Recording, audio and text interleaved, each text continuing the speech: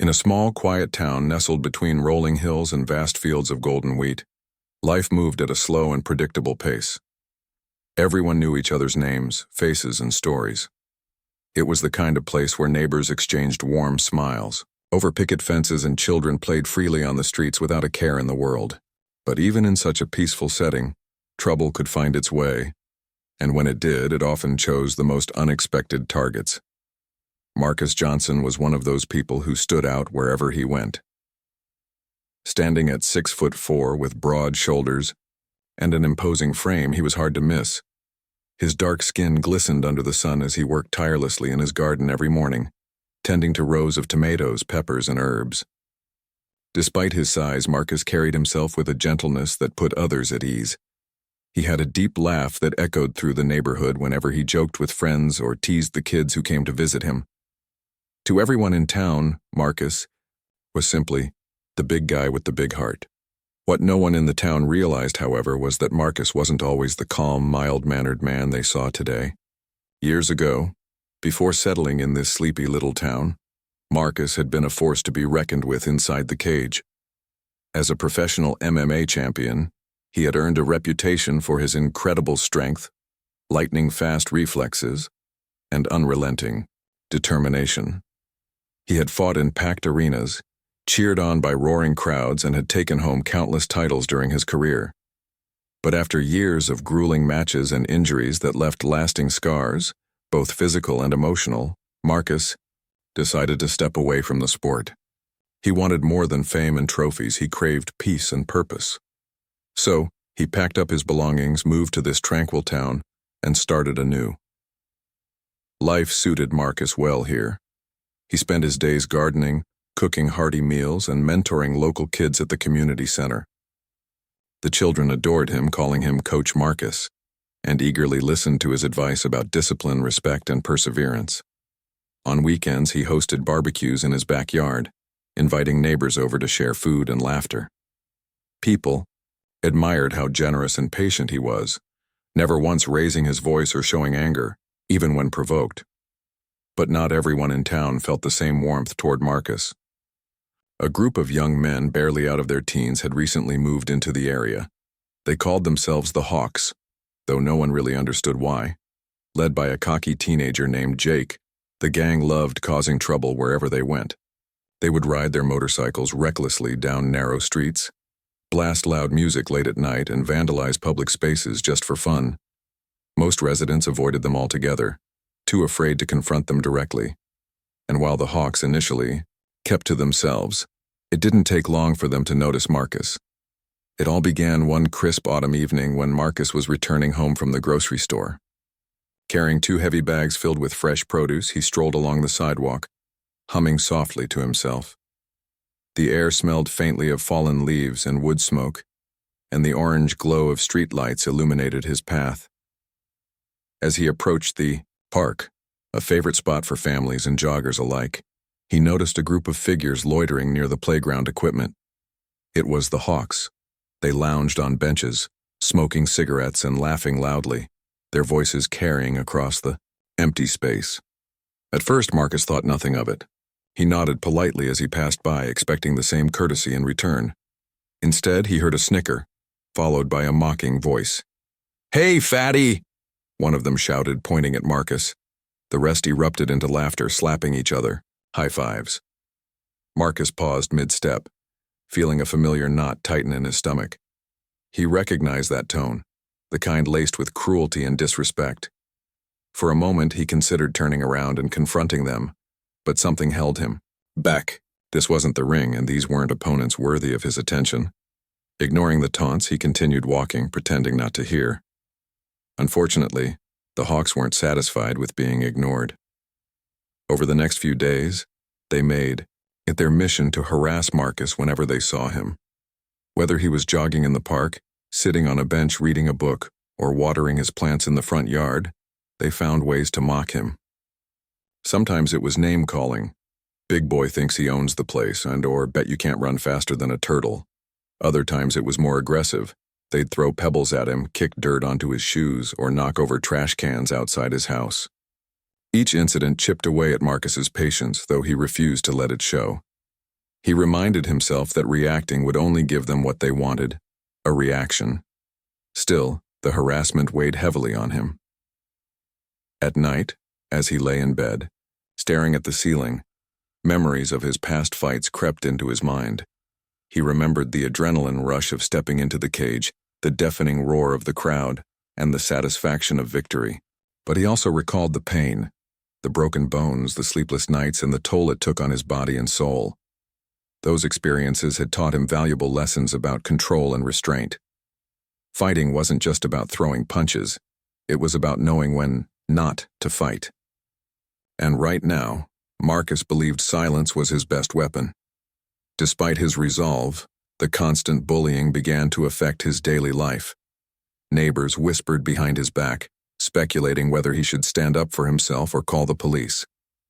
Some assumed he must be weak if he allowed such treatment, while others pitied him, thinking he was too scared to retaliate. What none of them realized was that Marcus wasn't afraid. He was strategizing. Every insult, every act of vandalism, fueled his determination to handle the situation his own way. He started paying closer attention to the Hawks' routines, noting when and where they gathered. He observed their behavior, looking for patterns and weaknesses. Slowly but surely, Marcus was piecing together a plan, one that wouldn't involve violence but would still send a clear message. One afternoon, as Marcus tended to his garden, he spotted Jake and his crew hanging out near the park again. Their laughter carried over the fence, sharp and biting. Marcus clenched his jaw, gripping the hoe in his hands tighter than necessary. Then, taking a deep breath, he forced himself to relax. He reminded himself of the values he held dear: kindness, patience, and resilience. These were qualities he tried to instill in the kids he mentored, and he couldn't abandon them now, not even in the face of hatred. With renewed focus, Marcus returned to his work, vowing to stay true to himself no matter what challenges lay ahead. Unbeknownst to the Hawks, their antics were pushing Marcus closer to a breaking point. Though outwardly calm, he was far from defeated. In fact, the storm brewing within him was unlike anything they could imagine. Little did they know the man they dismissed as just some fat guy was a retired MMA champion with skills honed over decades of rigorous training. And sooner or later they would learn exactly who they were dealing with. As the days turned into weeks, the Hawks grew bolder in their harassment of Marcus. What had started as harmless taunts and minor pranks escalated into something far more sinister. They began targeting him relentlessly, making sure he couldn't walk through the park or down a street without encountering their jeers. One evening, as Marcus was returning home from his usual grocery run, they ambushed him near the bus stop. Jake stepped forward, puffing out his chest like a peacock trying to intimidate a lion. "Hey, fatty," Jake sneered, spitting on the ground close to Marcus's feet. "You think you're too good to talk to us, huh?" His friend snickered behind him, egging him on. Another member of the gang, a wiry boy named Tyler, threw a half-empty soda can that landed with a clink at Marcus's feet. "Pick it up," Tyler demanded, his voice dripping with mockery. Marcus stopped walking but didn't bend down. Instead, he looked at them calmly, his expression unreadable. He could feel the weight of their stares, the tension crackling in the air. His heart thudded steadily in his chest, not out of fear, but from the effort it took to suppress the urge to retaliate. Years of discipline in the cage had taught him how to control his emotions, even when faced with provocation. Still, this was different. These weren't trained fighters, they were just reckless kids fueled by ignorance and bravado. And yet their words stung more than any punch ever could. "You don't scare me," Marcus said finally, his deep voice cutting through the tension like a knife. There was no anger in his tone, only certainty. For a moment, the Hawks faltered, caught off guard by his composure. But Jake quickly recovered, stepping closer until he was inches away from Marcus's face. "Oh yeah?" Jake spat, his breath reeking of cheap beer. "What are you gonna do about it, huh? Cry to your mommy?" The rest of the gang erupted into laughter, doubling over as if Jake had delivered the funniest joke in the world. Marcus stood still, towering over them all.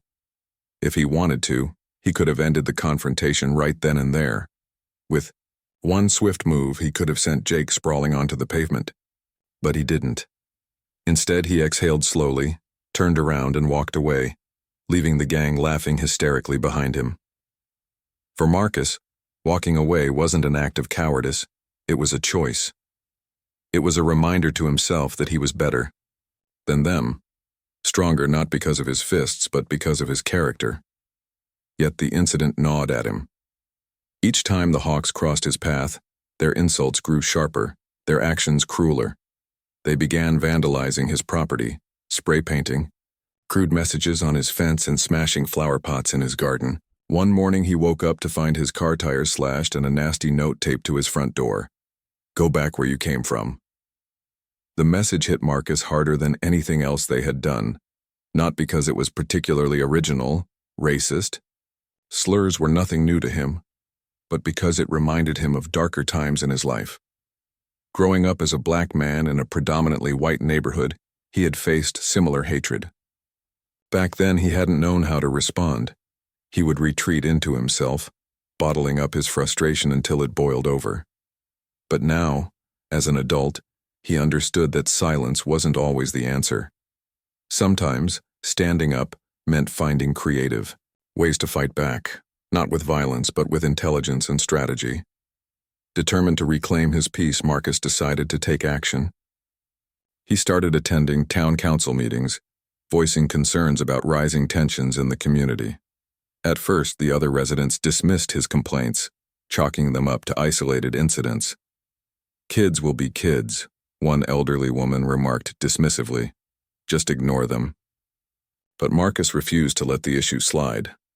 They're not just kids, Marcus countered firmly, leaning forward in his chair. They're dangerous. Their behavior is escalating, and someone needs to step in before things get worse. Cristo. Words carried weight, not because of his size but because of the conviction in his voice. Slowly, people began to listen. The mayor promised to install security cameras in the park and increase police patrols in the evenings. While these measures wouldn't directly address the root of the problem, they gave Marcus hope that change was possible. In addition to working with local authorities, Marcus reached out to some of the teens he mentored at the community center. Many of them looked up to him as a father figure, confiding in him about their struggles with bullying, peer pressure, and self-doubt. Marcus saw an opportunity to turn the tables on the Hawks. He asked the kids to keep an eye out for suspicious activity and report anything unusual to him or the police. In return, he offered to teach them basic self-defense techniques, not so they could fight back, but so they could protect themselves if needed. The kids were thrilled at the prospect of learning from Coach Marcus, unaware of his storied past as an MMA champion. To them, he was simply the guy who always had their backs. Every Saturday morning, they gathered in the community center's gymnasium, practicing punches, kicks, and blocks under Marcus's watchful eye. He emphasized the importance of using their skills responsibly. Fighting isn't about hurting people, he told them. It's about defending what matters most, your dignity, your values, and your community. Meanwhile, the Hawks remained oblivious to Marcus's efforts. They continued their reign of terror, convinced that he was powerless to stop them.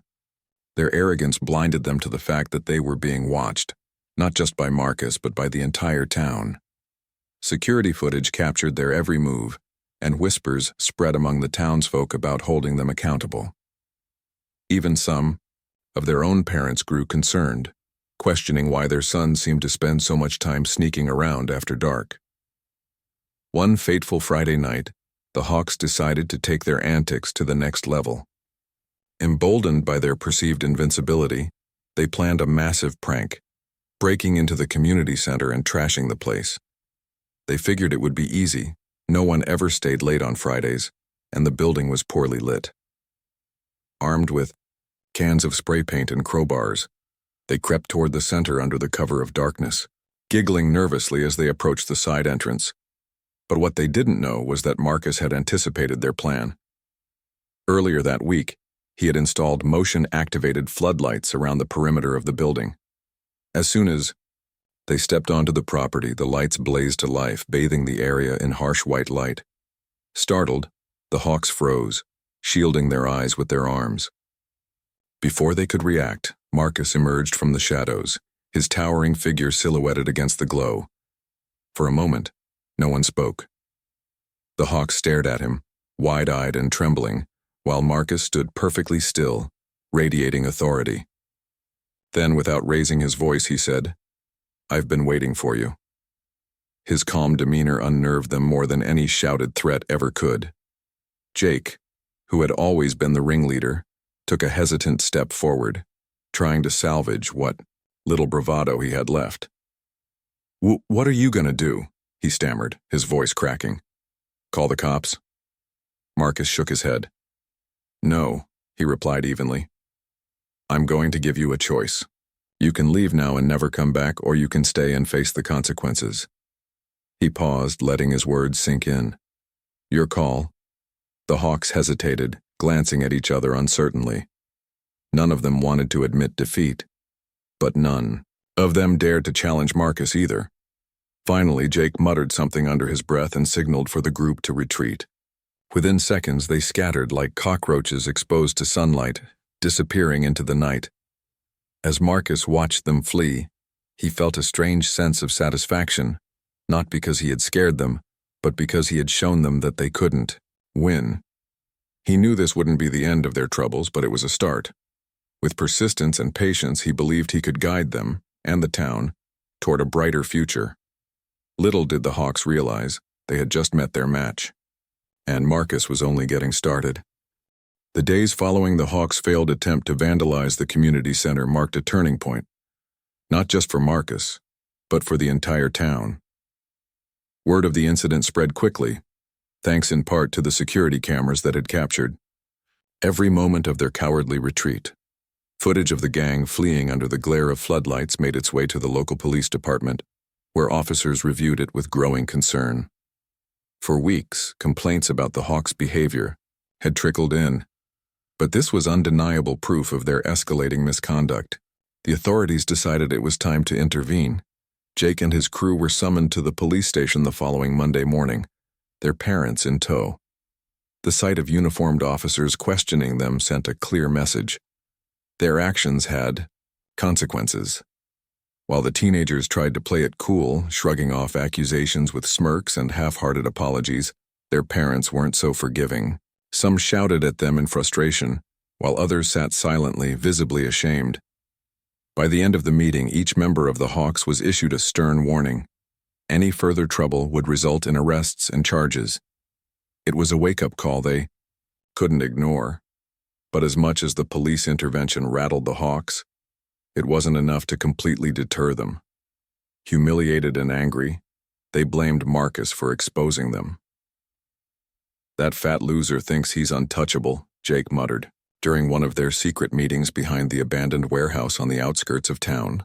His words were met with nods of agreement, though none of them dared to voice what they all secretly feared, that Marcus might actually be more dangerous than he appeared. Despite their bravado, cracks began to form within the group. Tyler, the egoish, wiry boy who had once mocked Marcus by throwing soda cans, started skipping their late-night gatherings. He claimed he was busy helping his dad fix up their garage, but everyone knew the real reason. He didn't want to risk getting caught again. Another member, a quiet kid named Ryan, became increasingly withdrawn, avoiding eye contact whenever Jake brought up plans for revenge. Even Jake himself seemed less confident, glancing over his shoulder whenever they passed Marcus on the street. Their unity, once fueled by shared rebellion, was crumbling under the weight of fear and uncertainty. Meanwhile, Marcus continued going about his life as if nothing had changed. He watered his garden, mentored the kids at the community center, and attended town council meetings with unwavering dedication. But beneath his calm exterior, he remained vigilant. Every shadowy figure lurking near the park, every unfamiliar sound echoing through the night, kept him on edge.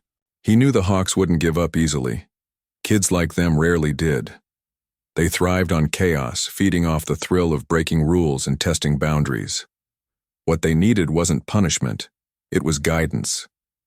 And Marcus was determined to provide it, even if it meant stepping far outside his comfort zone. One afternoon, as Marcus led a self-defense class for the teens at the community center, He noticed a familiar face peeking through the window. It was Ryan, the same boy who had grown distant from the Hawks. Ryan looked nervous, shifting from foot to foot as if unsure whether to stay or leave. Marcus excused himself mid-class and stepped outside, closing the door softly behind him. "Hey, there," Marcus said warmly, offering a reassuring smile. "What brings you here?" Ryan hesitated, fidgeting with the hem of his hoodie. I wanted to see what you guys were doing," he mumbled, avoiding Marcus's gaze. "Is that okay?" "Of course it's okay," Marcus replied gently. "You're always welcome here. Why don't you come inside? We could use another pair of hands." For a moment, Ryan seemed torn. Then, with a tentative nod, he followed Marcus into the gymnasium. The other kids greeted him warmly, inviting him to join their drills. At first, Ryan hung back, watching nervously from the sidelines. But as the session progressed, he gradually loosened up, mimicking the moves and laughing along with the group. By the end of the class, sweat glistened on his forehead, and a genuine smile lit up his face, a rare sight for someone who had spent months hiding behind a mask of indifference. Afterward, Marcus pulled Ryan aside. "You've got potential," he said, placing a hand on the boy's shoulder. "Don't waste it hanging out with people who drag you down. You're better than that." Ryan lowered his head, his cheeks flushing with embarrassment. "It's not that simple," he admitted quietly. "They're my friends, or at least they used to be. Now everything feels messed up." Marcus nodded knowingly. "I get it. Loyalty can be tough, especially when you're young, but true. Friends lift you up, not hold you back. Think about it, all right?" Ryan didn't respond immediately, but the wheels in his mind were already turning. Over the next few weeks, he began showing up regularly at the community center, slowly distancing himself from the Hawks. His transformation inspired others in the group to reconsider their allegiances. One by one, cracks widened until the gang itself began to splinter. While Marcus worked to steer these young lives toward a brighter path, the Hawks' remaining members grew desperate. Jake, feeling the pressure of losing control, concocted a bold plan to reclaim their dominance. Late one evening, as Marcus strolled home from the grocery store, he heard the unmistakable rumble of motorcycles approaching from behind. Turning around, he saw 3 bikes speeding toward him, headlights blazing. On each bike sat a member of the Hawks, their faces obscured by helmets. Jake led the pack, his posture tense with determination. Marcus stopped walking, planting his feet firmly on the ground. He set his grocery bags down carefully, bracing himself for whatever came next. As the bike screeched to a halt in front of him, Jake removed his helmet, revealing a scowl etched with both hatred and fear. "This ends tonight," Jake snarled, dismounting his bike. His companions followed suit, forming a loose circle around Marcus. "You think you're some kind of hero? Well, let's see how heroic you are when we take you down." The challenge hung heavy in the air, thick with tension. Marcus took a deep breath, his muscles coiled like springs. For the first time since this ordeal began, he allowed himself to consider the possibility of fighting back, not out of anger, but out of necessity. If he didn't put an end to this now, the Hawks would only continue terrorizing the town. And deep down, he knew exactly what he was capable of. Without saying a word, Marcus shifted into a defensive stance, his eyes locked onto Jake's. The gang leader lunged forward, aiming a sloppy punch at Marcus's jaw. But Marcus sidestepped, effortlessly, grabbing Jake's arm and twisting it behind his back in one fluid motion. The other 2 members hesitated, stunned by the display of strength and precision. Before they could react, Marcus released Jake, shoving him gently but firmly away. "That's enough," Marcus said, his voice low and commanding. "You picked the wrong person to mess with. Go home before someone gets hurt." Jake staggered, backward, clutching his arm and glaring at Marcus with undisguised fury. His companions exchanged uneasy glances, unsure whether to retaliate or retreat. In the end, fear won out. With muttered curses and defeated expressions, they climbed back onto their bikes and sped off into the night, leaving Marcus standing, alone under the dim glow of a street lamp. As the sound of engines faded into the distance, Marcus exhaled deeply, feeling a mix of relief and exhaustion wash over him. He bent down to retrieve his grocery bags, his heart still pounding from the adrenaline rush. Though he had avoided serious conflict for weeks, tonight proved that sometimes confrontation was unavoidable. But even in victory, Marcus felt no joy, only resolve. This wasn't about teaching the Hawks a lesson. It was about protecting his community and showing them a better way. Little did the Hawks realize, their reckless antics had inadvertently pushed Marcus closer to reclaiming a piece of his past, one that would ultimately change their lives forever. The encounter on the street that night left the Hawks shaken to their core. For weeks they had taunted Marcus, assuming he was nothing more than a harmless giant, an easy target for their cruelty. But now, after witnessing his effortless display of strength and skill, they began to question everything they thought they knew about him. Jake, in particular, couldn't shake the memory of being effortlessly disarmed and humiliated. His pride was bruised, but worse than that, fear had taken root in his chest, a gnawing sensation that whispered he might have bitten off more than he could chew. Despite their growing unease, the Hawks refused to back down completely. Pride is a stubborn thing, especially for young men who had built their identities around intimidation and rebellion. They convinced themselves that Marcus's victory had been a fluke, a lucky break, rather than proof of his abilities. "He got lucky," Jake muttered during one of their secret meetings at the abandoned warehouse. "Next time, we'll be ready." But deep down, none of them truly believed it. Their bravado masked a creeping sense of dread, and cracks continued to form within the group. Ryan, who had already distanced himself from the Hawks, stopped showing up altogether. Tyler followed suit shortly after, claiming he had found a part-time job at the local gas station. Even some of the newer members started skipping their late-night gatherings, citing vague excuses or simply disappearing without explanation. What had once been a tight-knit gang was unraveling, its members scattering like leaves caught in a gust of wind. Marcus, meanwhile, remained steadfast in his mission to guide the town toward healing. He knew that defeating the Hawks physically wasn't enough. True change required addressing the root causes of their behavior. At the next town council meeting, he proposed an initiative aimed at engaging troubled youth in positive activities. "These kids aren't inherently bad," Marcus explained, standing tall as he addressed the room. "They're lost. They act out because they don't know any better. If we give them something constructive to focus on, mentorship programs, sports leagues, art workshops, they won't have time to cause trouble." His proposal sparked lively debate among the council members. Some were skeptical, arguing that resources should go toward more immediate concerns like fixing potholes or improving street lighting. Others, however, recognized the value of Marcus's vision. "If anyone can make this work, it's you," the mayor said finally, nodding in approval. With her support, the initiative gained traction, and plans were set in motion to launch a series of community programs designed to engage teens and young adults.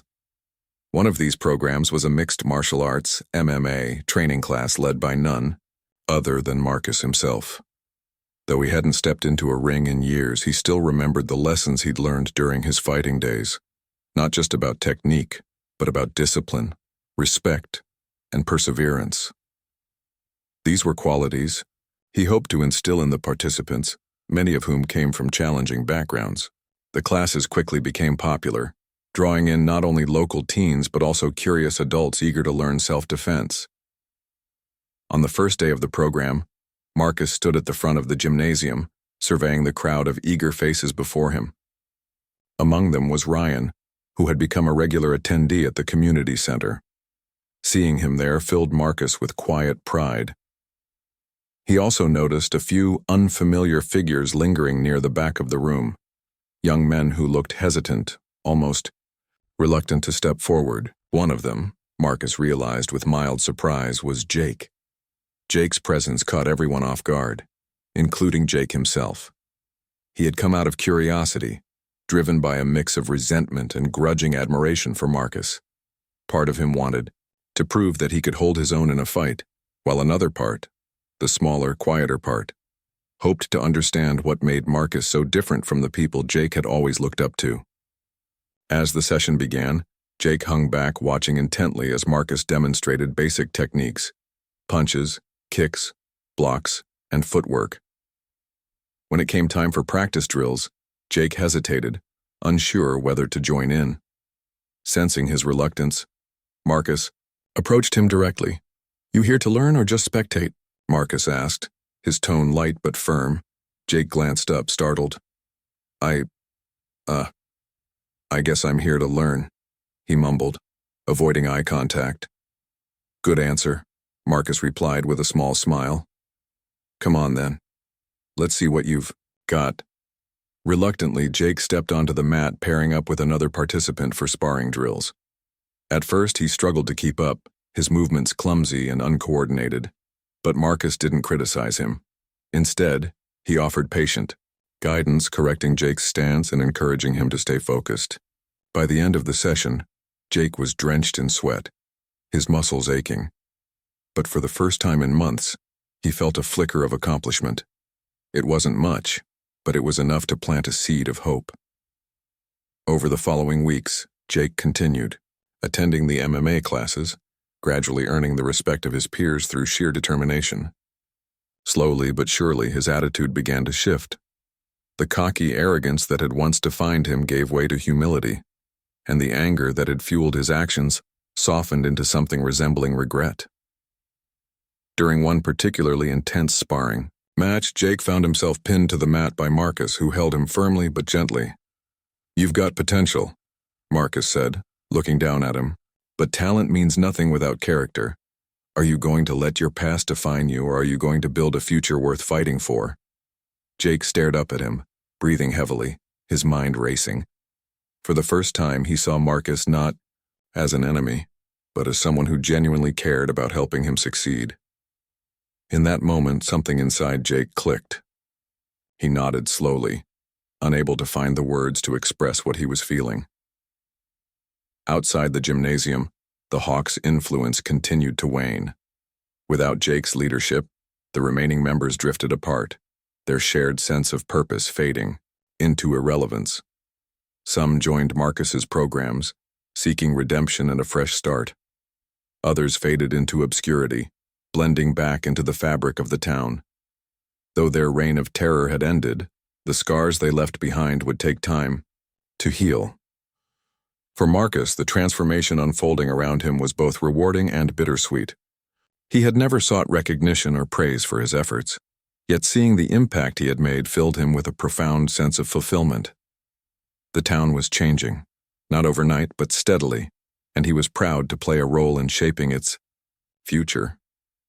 Still, Marcus knew that challenges lay ahead. Not every teenager would respond to mentorship, and not every conflict could be resolved peacefully. But he also knew that progress was possible when people chose to stand together rather than tear each other apart. As he locked up the gymnasium after another successful training session, Marcus paused to look out at the park across the street. The same park where the Hawks had once harassed him now buzzed with laughter and activity, families enjoying picnics and children playing tag under the watchful eyes of security cameras. In that moment, Marcus allowed himself a rare smile. The road ahead wouldn't always be smooth, but for the first time in a long while he felt hopeful. Hopeful that the town he loved was finding its way back to peace, and hopeful that even the most broken souls could find redemption if given the chance. As the weeks turned into months, the town began to feel like a different place. The once ominous presence of the Hawks had faded into memory, replaced by a newfound sense of unity and purpose. Marcus's MMA classes became a cornerstone of the community, drawing participants from all walks of life, young and old, men and women, seasoned athletes and complete beginners.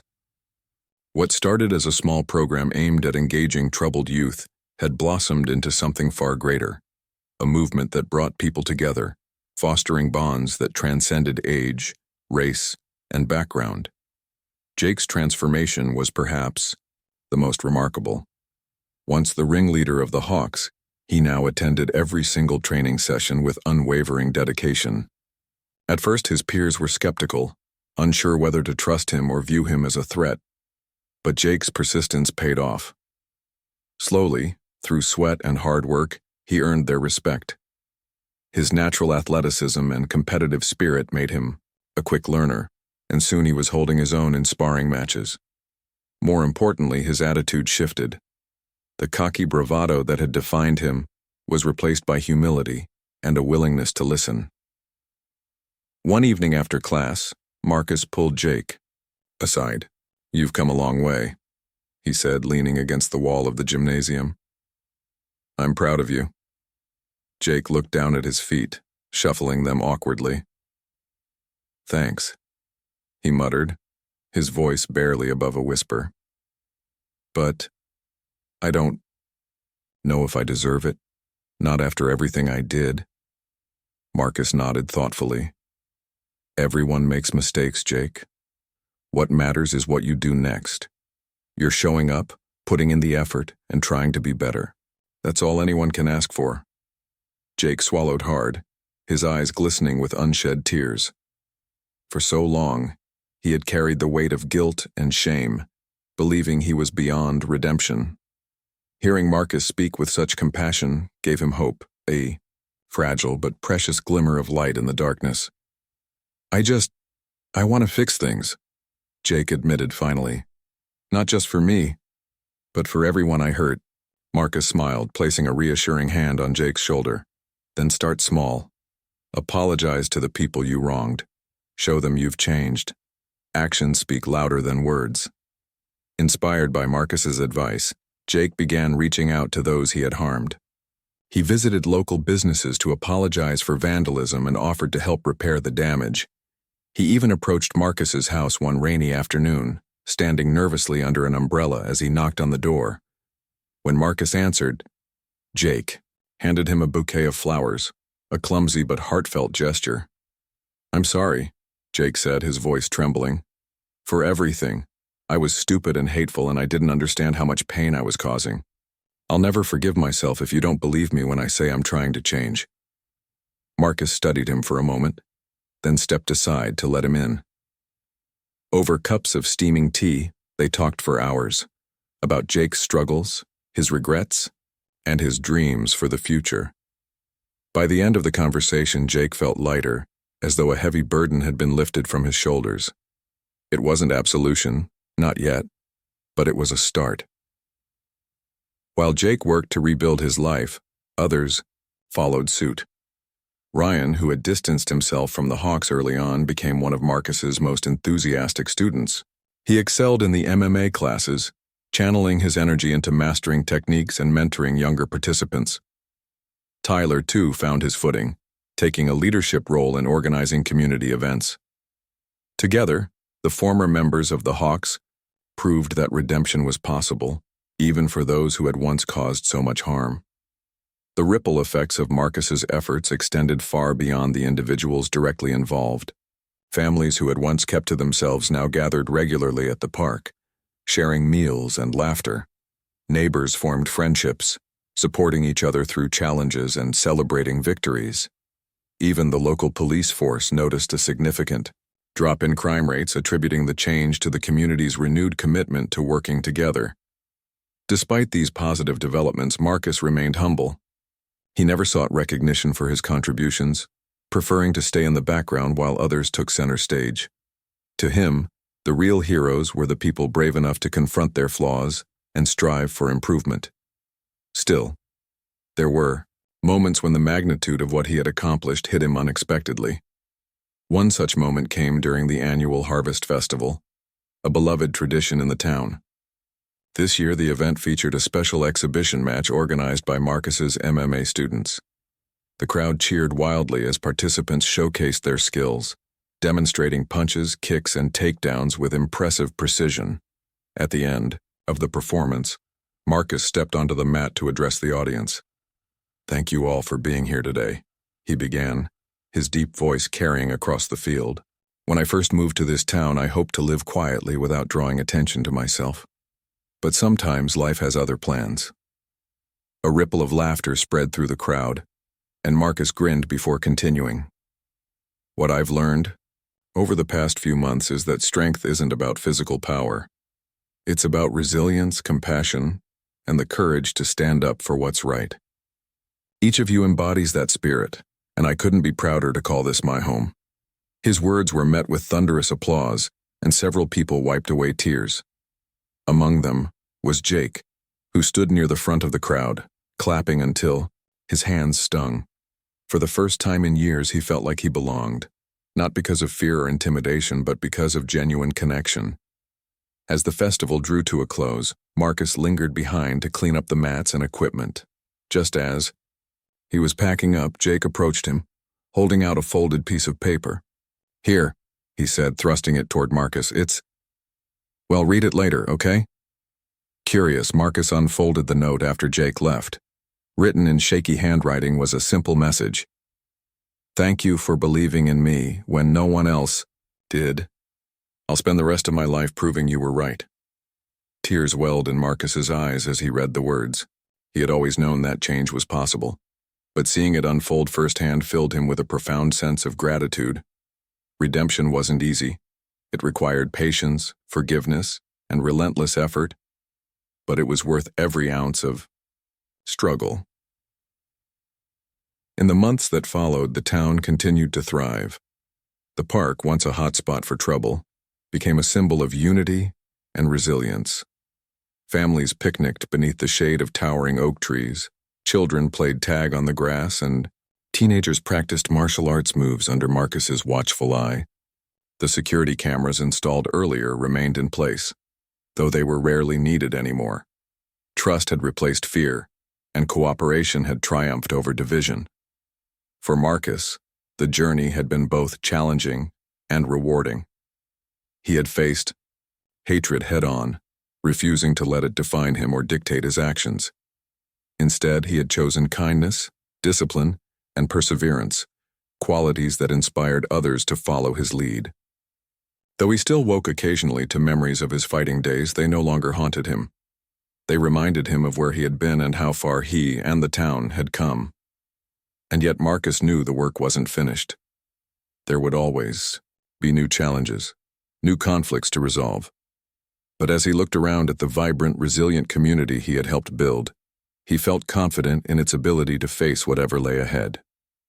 Together, they had proven that even the darkest nights could give way to dawn, and that true strength was measured not by fists but by hearts. Years passed, and the small town continued to flourish. The scars left by the Hawks' reign of terror had healed, replaced by a spirit of unity that seemed unshakable. Marcus remained at the heart of it all, a quiet but constant presence who inspired everyone around him. His MMA classes evolved into something more than just self-defense training. They became a symbol of resilience, discipline, and community. People from neighboring towns began attending, eager to learn not only physical techniques but also the values Marcus instilled in his students: respect, perseverance, and kindness. Jake, once the leader of the Hawks, grew into a young man few would have recognized from his troubled past. He graduated high school with honors, earning a scholarship to a nearby college where he studied social work. It was a field he felt passionate about, driven by his desire to help others avoid the mistakes he had made. During breaks, he returned, home to assist Marcus with the MMA program, mentoring younger participants and sharing his story as a testament to the power of second chances. Though he still carried guilt for his actions, he found solace in knowing he was making amends. Ryan and Tyler, too, carved out meaningful lives for themselves. Ryan discovered a love for cooking and opened a small cafe downtown, its walls adorned with photos of the community center's events. Customers often remarked on the warmth and positivity that radiated from the space, a reflection of Ryan's journey toward redemption. Tyler, meanwhile, joined the local fire department, dedicating himself to protecting the town he had once sought to disrupt. Their transformation served as living proof that no one was beyond saving, provided they had the right guidance and support. The park, once a battleground for the Hawks' antics, now stood as a monument to the town's resilience. Renovations, funded by community donations, turned it into a vibrant hub of activity. New playground equipment sparkled in the sunlight. Basketball courts buzzed with friendly competition, and flower beds bloomed with colors chosen by residents during annual planting days. A plaque near the entrance bore an inscription written, "By Marcus." This park is a reminder that even the hardest ground can grow beauty if we nurture it together. Every year, the town held a special event called Unity Day, celebrating the strides they had made as a community. What started as a modest gathering quickly grew into a festival filled with music, food, and laughter. Local businesses set up booths, artists displayed their work, and children ran wild with face paint and balloons. The highlight of the day was always the martial arts exhibition led by Marcus and his students. Each performance ended with a bow, not to show superiority but to honor the mutual respect between opponents. On one such Unity Day, Marcus stood at the edge of the crowd, watching as Jake demonstrated a flawless spinning kick. The audience erupted into applause, cheering not just for the skill on display but for the person behind it. As Jake stepped off the mat, he spotted Marcus and jogged over, grinning ear to ear. "What do you think?" Jake asked, breathless from exertion. "Did I make you proud?" Marcus chuckled, clapping him on the back. "Always," he replied simply. "You've come so far, Jake. Never forget that." Later that evening, as the festivities wound down, Marcus found himself alone on a bench overlooking the park. The sun dipped below the horizon, painting the sky in hues of orange and pink.